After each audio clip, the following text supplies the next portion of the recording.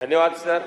আমাকে আজকে আমাদের budget demand number 68 home and hill affairs department 17,923 কোটি টাকা তার সমর্থনে বলার জন্য সময় দেওয়ার জন্য স্যার আজকে এই ডিমান্ডের পক্ষে আমি শুধু একজন বিধানসভা সদস্য হিসাবেই বলছি না, আমি বলছি একজন ফর্মার আইপিএস অফিসার হিসাবেও যে এই ব্যবস্থার ভিতরেও কাজ করেছে এবং কিভাবে পুলিশ ব্যবস্থাকে আগে পরিচালনা করা হয়েছে ওকে ভিতর থেকে আমি দেখেছি।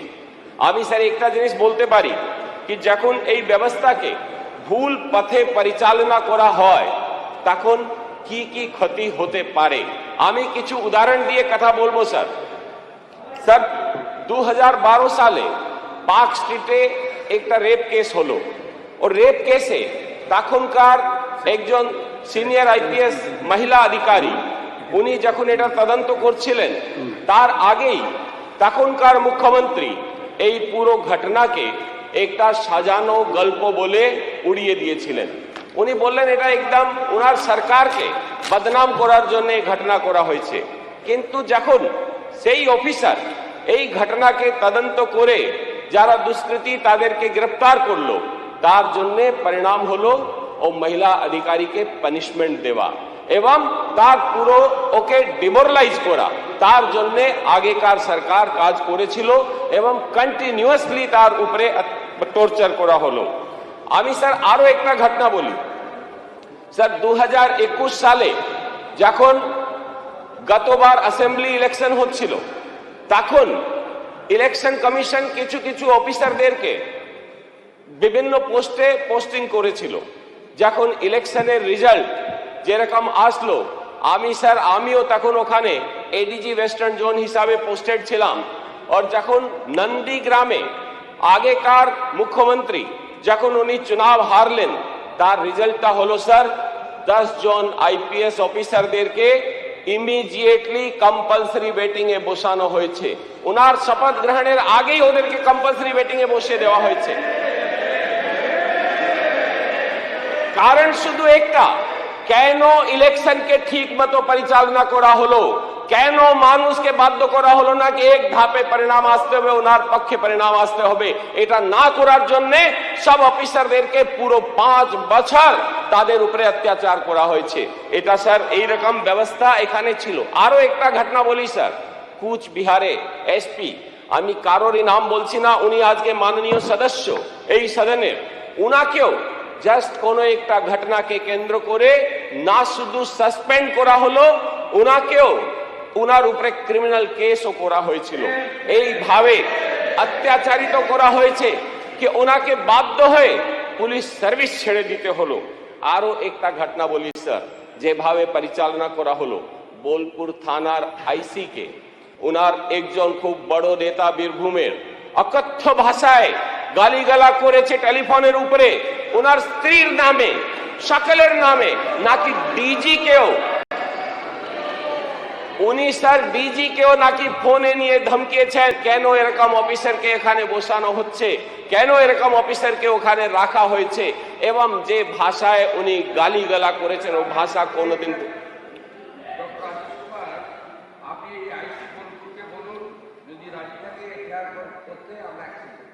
ঠিক sir, thank you sir, thank you sir. আমরা অবশ্যই এটা বলবো স্যার, কারণ এটা খুব গুরুত্বপূর্ণ স্যার আপনার ইন্টারভেনশন। এবং স্যার যেভাবে আর তারপরে স্যার কি রেজাল্ট হলো, তখন তার ডিজিপি কে বলা হলো কি তদন্ত করা হোক কেন টেপ করা হয়েছে ফোনটা। আজকে স্যার ফোন অটোমেটিক্যালি মেন লাইনে থাকলে টেপ হয়, তার জন্য তদন্ত হলো। কোন লোকের হিম্মত ছিল না তখন কি এই রকম নেতাদের বিরুদ্ধে কোনো অ্যাকশন নেওয়া যেতে পারে। আজকে কিন্তু পুলিশের মধ্যে এই জিনিসটা আমরা আমাদের লোকপ্রিয় মুখ্যমন্ত্রী এটা দিয়েছেন।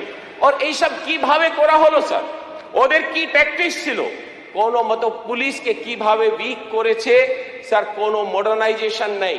মডার্নাইজেশনের গ্রান্ট কেন পাওয়া যাচ্ছিল না স্যার, আমি একটা উদাহরণ দিই। লোকসভাতে আনস্টার্ড কোয়েশ্চেন নাম্বার 4862 1 এপ্রিল 2025 ওটাতে বলা হয়েছে कि পশ্চিমবঙ্গ সরকার তাদের ইউটিলাইজেশন সার্টিফিকেটই দিচ্ছে না, তার জন্য ওদেরকে কোনো গ্রান্ট দেওয়া যাচ্ছে না। ওরা সব সময় কেন্দ্র সরকারকে ব্লেম করেছে, কিন্তু কোনোদিন নিজের কাজ ঠিকমতো করেনি, যার জন্য ওরা কোনো গ্রান্ট পায় না।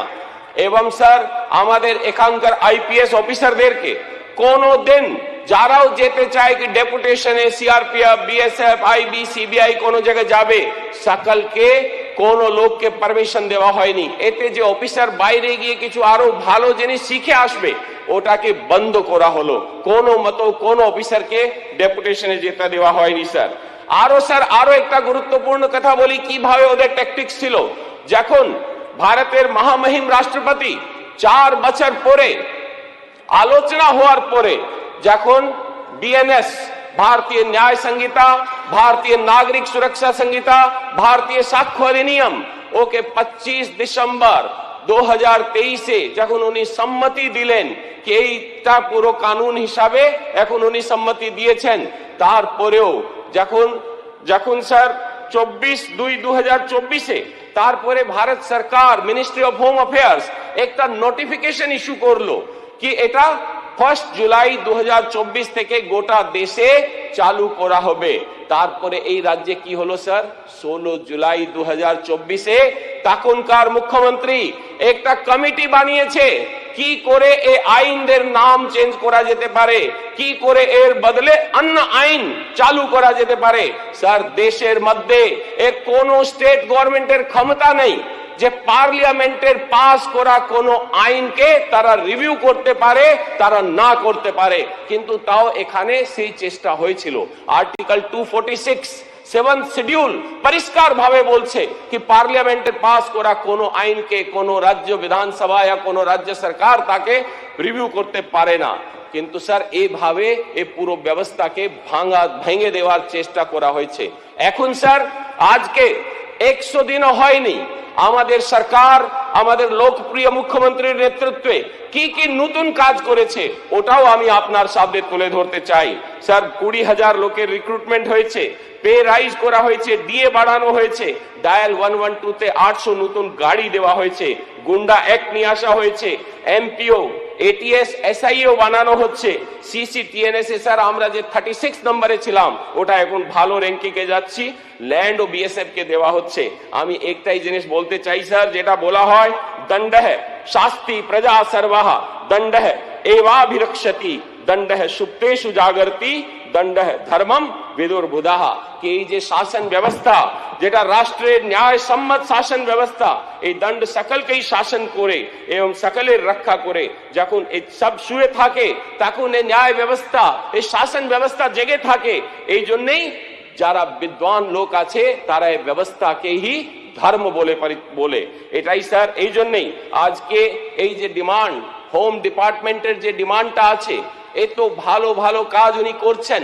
আমি এটাই বলছি স্যার, আমি চাই পুরো সদন এর সমর্থন করুক, কারণ যত ধর্ম তত জয়, যেখানে ধর্ম ওখানেই জয় আছে। এটাই বলে স্যার আজকে এই বিষয়ের উপর বলার জন্য, আমাকে সময় দেওয়ার জন্য আমি আপনাকে ধন্যবাদ জানিয়ে আমার স্থান গ্রহণ করি। ধন্যবাদ স্যার।